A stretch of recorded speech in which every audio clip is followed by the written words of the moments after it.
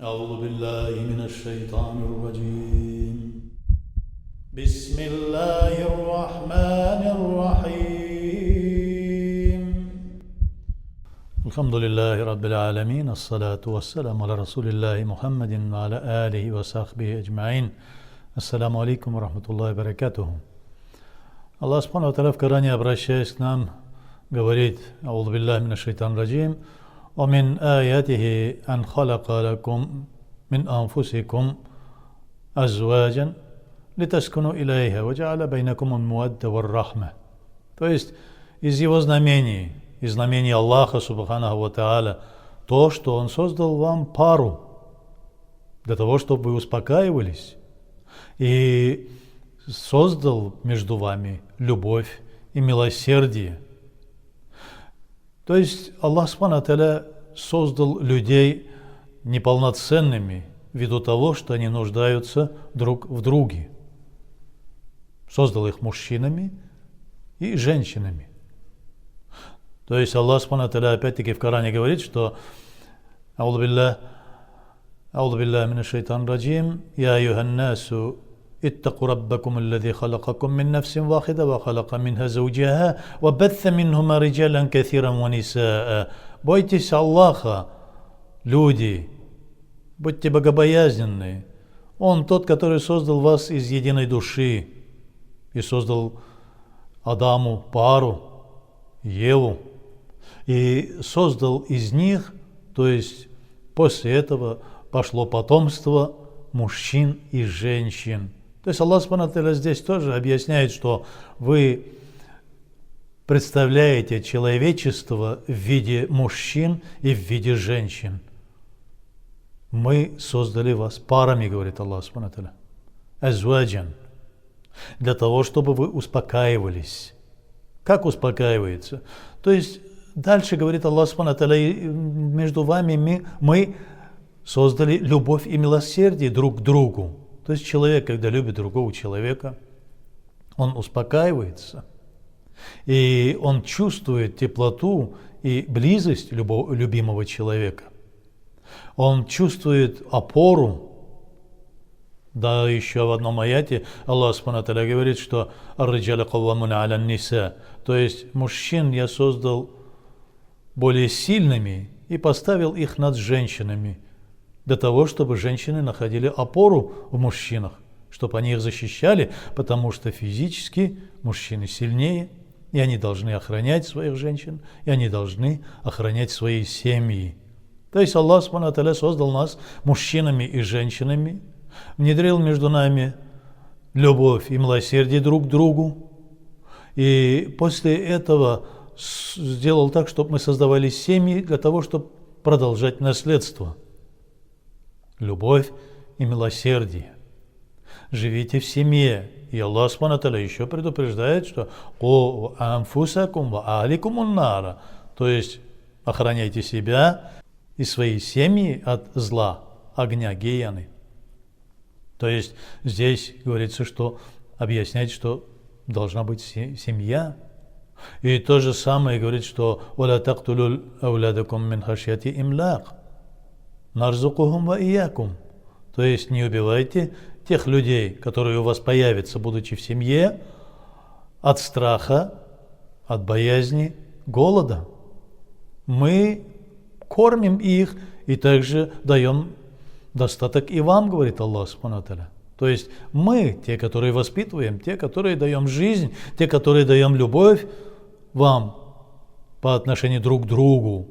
Мы делаем так, чтобы вы создавали семьи, и чтобы воспитывали детей, и чтобы детей воспитывали так, чтобы они через некоторое время они могли сказать: «О, Аллах, сделай так, чтобы я их за ними ухаживал так же, как они меня носили на руках, когда я был еще ребенком». И человек, исходя из этого, говорим, что неполноценный, он нуждается в своей паре. Но в то же время Аллах Субхану ва Тааля говорит, что хотя Он и создал нас парами, но Он говорит, что любовь и взаимопонимание, любовь и семья, милосердие. Аллах Субхану ва Тааля говорит, что «Аузу биллахи минаш шайтанир раджим, фанкиху ма таба лакум минан ниса, маthна ва thulatha ва руба». То есть женитесь на тех женщинах. Здесь мы видим, что обращаясь к мужчинам, но можно понимать, что это обращается и к женщинам, что женитесь на тех, которые понравились вам. Но для мужчин Аллах Субхану ва Тааля объясняет, что на 2, 3, 4, то есть ни в коем случае не перебарщивайте, не уподобляйтесь предыдущим поколениям, которые имели множество жен и множество наложниц. فَإِلَّمْ تَعْدِلُوا. И если вы боитесь, что не будете справедливыми, فَوَاحِدَةً. Живите с одной. Любите друг друга. Да, Аллах Субхану ва Тааля разрешает, но говорит, что فَإِلَّمْ تَعْدِلُوا. В другом аяте говорит وَلَنْ تَعْدِلُوا. Вы не сможете быть справедливым ко всем, потому что вы несовершенны. Человек создан спешащим, человек создан неполноценным. وَخُلِقَ الْإِنسَانَ ضَعِيفًا. То есть мы его создали слабым. Он может нервничать, он может перейти какие-то грани. Аллах Субхану ва Тааля говорит, что семья, фанкиху, то есть семья прежде всего. Если вас Аллах и создал парами, только для того, чтобы жить в семье. Мухаммад, саллиллаху алейхи вассалям, по этому поводу говорит: «Ан-никаху суннати».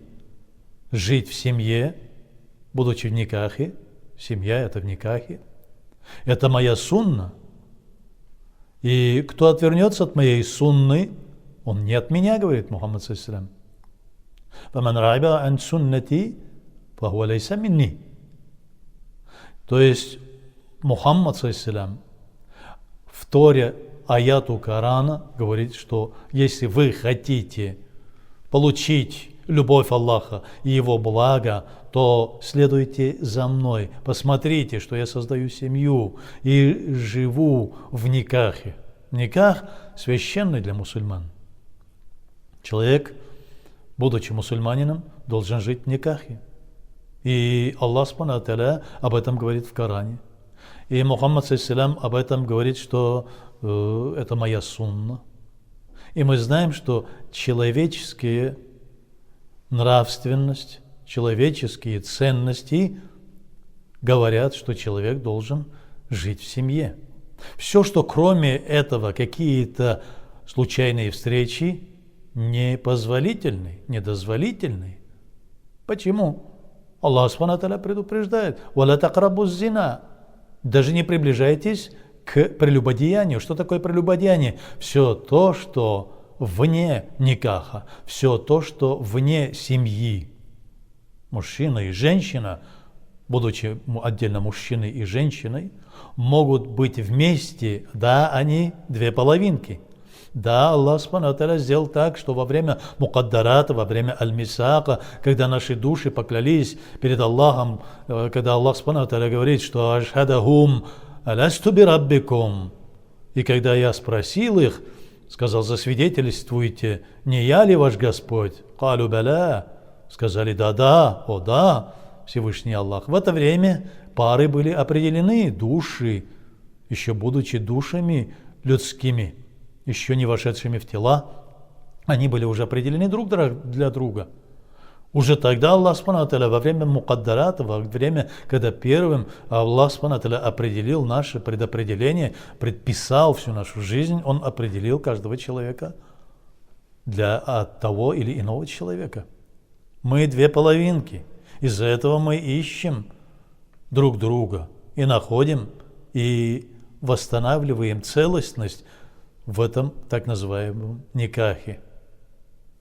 Никах священный, зина греховный. Все то, что вне семьи, все то, что вне никаха, то считается греховным. Даже близко не подходите, говорит Аллах Субхану ва Тааля. Даже близко не думайте даже. Мухаммад, саллиллаху об этом говорит, что какое может быть зина? Сначала глаз совершает грех. Он смотрит, глаза смотрят. Потом язык совершает, то есть он говорит какие-то ласковые слова. Потом руки совершают этот грех. И потом уже все остальное. Из-за этого берегите свои глаза, оберегайте свои языки и уши, и оберегайте свои руки. Не тяните к чужим, к недозволенным. Аллах Субхану ва Тааля нам дает возможность жить в семье. И определено для каждого человека свои права, и для мужчины, и для женщины. Право мужчин – все то, что является обязанностью женщин. Все то, что является обязанностью мужчин, это права женщин. То есть, если мужчина собрался жениться, он должен обеспечивать жильем, одеждой, пропитанием, и морально он должен защищать свою жену. Что касается женщины, то женщина должна исполнять те обязанности, которые возложены на нее. Соблюдать чистоту дома, чистоту одежды на муже и на детях. И готовить из того, что принесет мужчина. Потому что ар-риджалю каввамуна аля ниса. Аллах Субхану ва Тааля говорит, что мы возвысили мужчин ввиду того, что они сильнее, они добытчики, они добывают пищу, они приносят пищу. И женщина должна исполнять эти обязанности. Она должна оберегать теплоту семейного очага. И если дома остынет очаг теплоты, любви, то любовь мужчины к своей семье тоже начинает остывать, и человек может приблизиться к греховному, к совершению блуда. То есть из-за этого мы должны четко помнить, что человек, женившись, должен выполнять все эти условия. Аллах Субхану ва Тааля определяет, если ты не можешь содержать свою семью материально, то подожди, постись, держи уразу. И жди, когда Аллах Субхану ва Тааля тебе даст настолько достатка, что ты можешь жениться.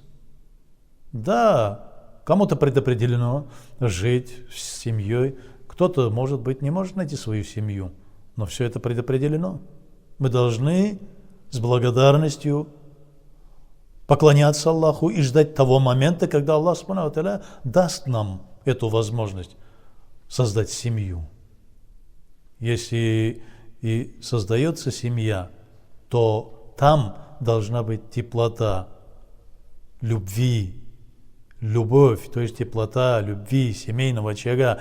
И это достигается только взаимолюбовью, взаимопониманием и исполнением каждого из членов своей семьи своих обязанностей.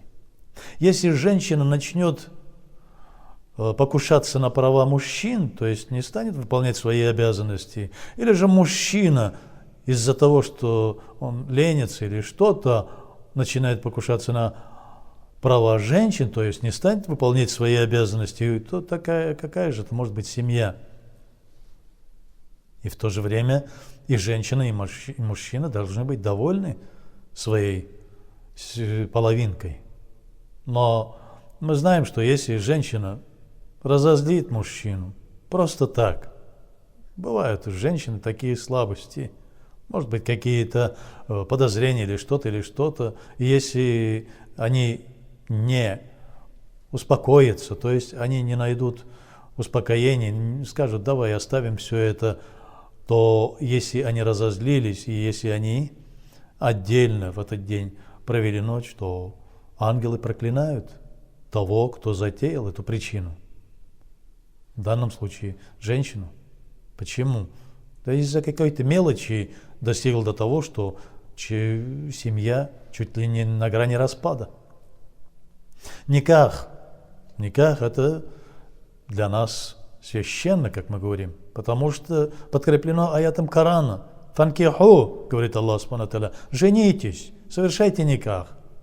И Мухаммад ﷺ говорит, никаху суннати, никах это моя сунна. Аллах Субхану ва Тааля словом фанкиху говорит, что это ваджиб. Мухаммад ﷺ тоже говорит, что это моя сунна, близкая к ваджибу, если есть возможность.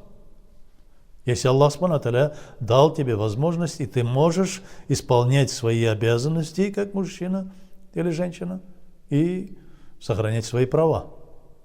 Для того, чтобы жениться, мужчине требуется, опять-таки, выбирать. Выбирайте, если вы женитесь, такую женщину, которая вам будет помогать еще больше поклоняться Аллаху.